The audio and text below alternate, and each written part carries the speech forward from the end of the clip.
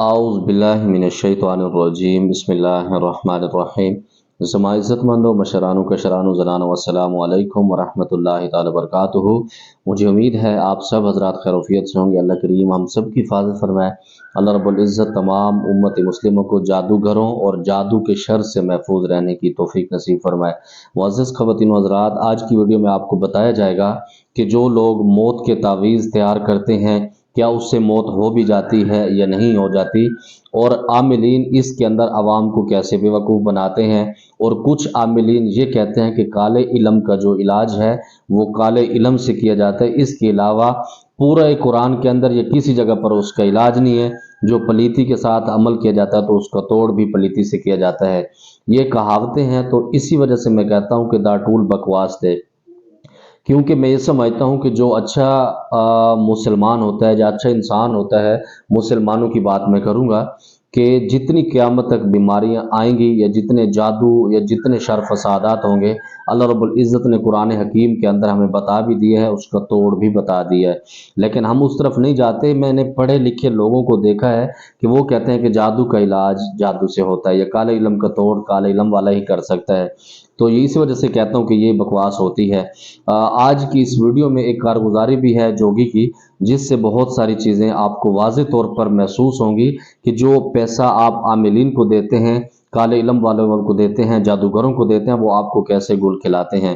پچھلے دنوں میں پہاڑی علاقے میں پردیر کی طرف تھا، تو وہاں پر ایک جوگی مجھے ملا، اور مزے کی بات یہ ہے کہ وہ جوگی ہمارے اپنے علاقے کا تھا، ہمارا ہم زبان تھا، اور یہ بھی الحمدللہ اللہ رب العزت کا بڑا کرم ہے کہ میں زبان جب کسی کی سنتا ہوں اس کی لینگویج سے پتہ لگ جاتا ہے یہ کہ بندہ یہ کہاں کا ہے۔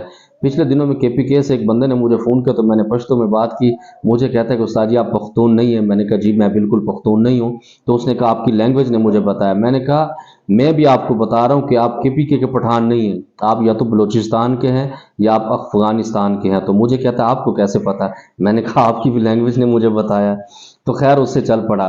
تو معزز خواتین و حضرات، جب وہ جوگی مجھے ملا تو مجھے بڑی خوشی ہوئی، اور یہ بھی اللہ رب العزت کا ایک سسٹم ہے کہ جب آپ سفر میں ہوتے ہیں یا پردیس کے اندر ہوتے ہیں، آپ کا ہم زبان یا آپ کے علاقے کا بندہ آپ کو ملتا ہے تو بڑی آپ کو خوشی ہوتی ہے۔ اب یہاں پر ایک بات چھوٹی سی یاد آ رہی، پچھلے جب ہم سال میں عمرہ شریف کرنے کے لیے گئے ہوئے تھے، تو مکہ مکرمہ سے ہم مدینہ منورہ شریف کی طرف سفر کے لیے تیاری کر کے بیٹھے ہوئے تھے فٹ پاتھ کے اندر۔ تو جو لوگ وہاں پر گئے ان کو پتہ ہے کہ مکہ ٹاور کے ساتھ ایک فٹ پار ہے، شارع ابراہیم خلیل وہ روڈ ہے، تو اس پر اکثر حاجی ویٹ کرتے ہیں گاڑیوں کا ٹرانسپورٹ کا۔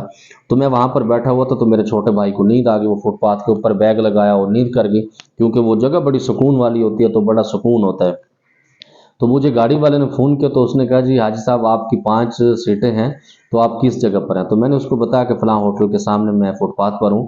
تو میں نے اتنی دیر میں، اب میں نے کال کٹ نہیں کی، مجھے پتہ نہیں لگا، اور شاید میں نے اپنے بھائی کو اٹھانا شروع کیا۔ میں نے کہا رو رہا پاسا پاسا پاسا دیر شو، میں نے اس کو پشتو میں کہا، کیونکہ میں پشتو گھر میں بولتا رہتا ہوں، مجھے بس بڑی پسند ہے۔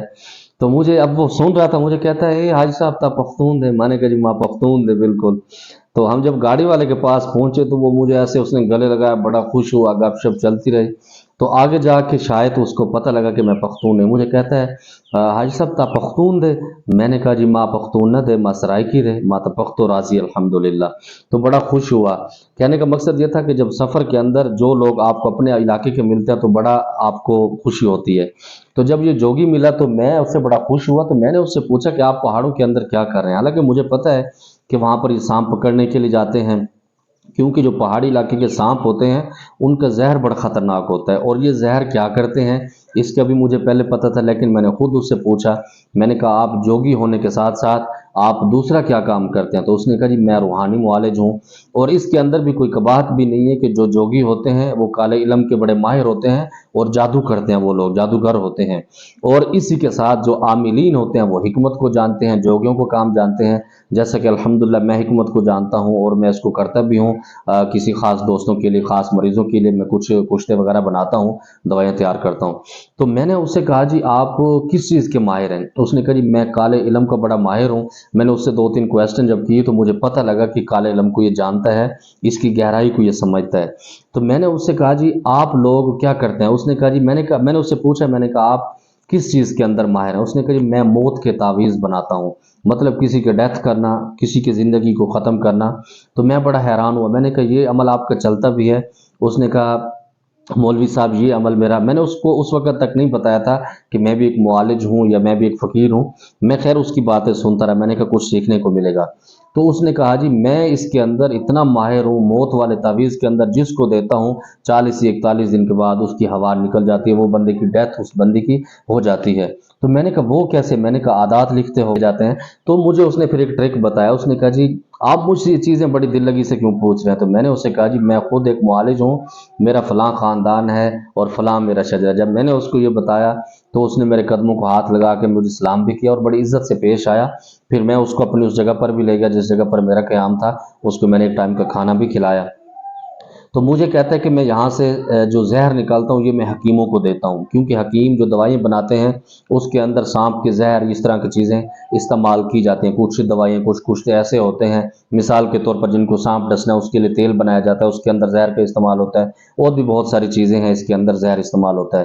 تو اس نے کہا اسی زہر سے میں ایک سیاہی تیار کرتا ہوں، اس پہ زعفران ڈالتا ہوں اور اسی کے ساتھ کیا کہتے ہیں سیاہی تھوڑی سی لگاتا ہوں، زعفران کا استعمال کر لیتا ہوں، خوشبو استعمال کرتا ہوں، ان چیزوں کے اندر میں سانپ کے زہر کو استعمال کرتا ہوں، اسی سے تعویذ تیار کرتا ہوں۔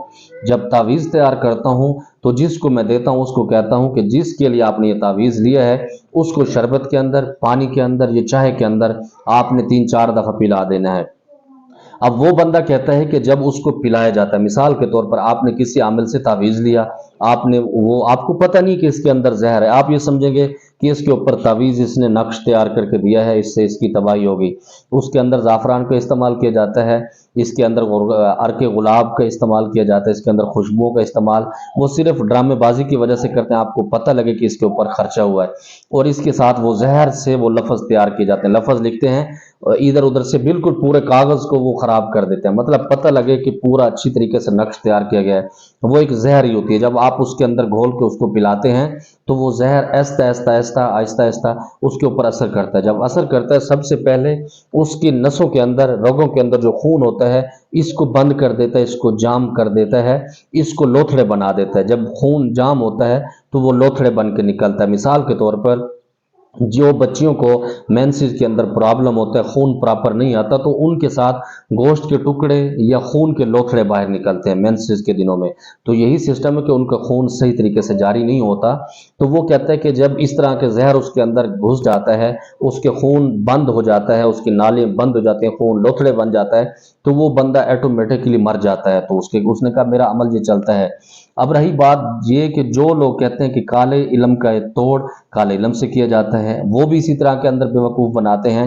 کچھ عاملین کو میں نے ایسے دیکھا کہ میں حیران ہو جاتا ہوں، کیونکہ ہماری فیلڈ ہے، اس کے اندر بہت ساری چیزیں سیکھنے کو ملتی ہیں، روزانہ آدمی نئی نئی چیزیں سیکھتا ہے، اور بڑا کچھ میرے مریض مجھے سکھا جاتے ہیں۔ تو ایک معالج سے میں ملا تو میں نے کہا جی آپ روحانی علاج بھی کرتے ہیں، جسمانی بھی کرتے ہیں؟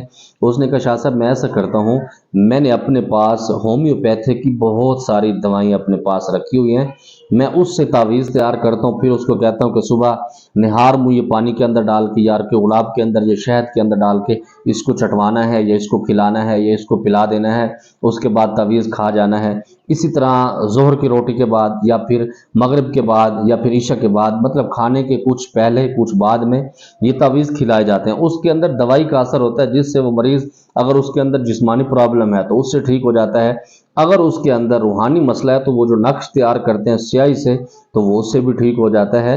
تو یہ عاملین ناٹک کرتے ہیں، اسی لیے کہتا ہوں کہ ان عاملین کے پاس جائیں جن کا شریعت کے ساتھ کوئی لینا دینا ہو، ان کو پتہ ہو۔ اسی وجہ سے میں یہ بھی کہتا ہوں کہ آپ اپنا علاج خود کر سکتے ہیں، اور آج کی ہسٹری بتانے کا، آج کی کارگزاری بتانے کا مقصد بھی یہی تھا کہ عاملین کیسے آپ کو بیوقوف بنا کے، اس کے اندر دو نقصان، ایک تو آپ کے اوپر جادو کا بھی گناہ ہوتا ہے، آپ کفر میں چلے جاتے ہیں، دوسرے نمبر پر جب آپ کسی کو زہر کھلا یا پلا رہے ہوتے ہیں تو آپ کے اوپر قتل کا مقدمہ بھی بن جاتا ہے، جو اللہ رب العزت قرآن پاک میں فرماتے ہیں کہ ایک انسانیت کا قتل پوری انسانیت کا قتل ہے۔ تو ان عاملین سے خدا را بچیں، یہ آپ کی زندگیوں کو، آپ کے خاندانوں کو ایسے تباہ کرتے ہیں، آپ یہ سمجھتے ہیں کہ یہ شاید ولی اللہ ہیں، یہ جادوگر کے بڑے ماہر ہیں، حقیقت میں وہ آپ کو زہر کھلاتے اور پلاتے ہیں، جس کی وجہ سے آپ کے خاندان، آپ کے دوست، آپ کے آبا و اجداد آپ اپنے ہاتھوں سے تباہ کر دیتے ہیں۔ اللہ رب العزت کی بارگاہ سے دعا گو ہوں، اللہ رب العزت ہمیں سمجھ نصیب فرمائے۔ اگر ان چیزوں سے کسی عاملین کی، کسی جادوگر کی دل آزاری ہوئی ہے تو مجھے کوئی اس کے اندر شرمندگی نہیں ہے، کوئی مجھے ملامت نہیں ہے، کوئی اس کے اندر مجھے ندامت نہیں ہے۔ میں اپنی باتوں پر قائم ہوں۔ اللہ رب العزت ان عاملین کو، ان جادوگروں کو ہدایت نصیب فرمائے۔ زمانہ پارا خاص دعا کا خدائی پامان۔ السلام علیکم۔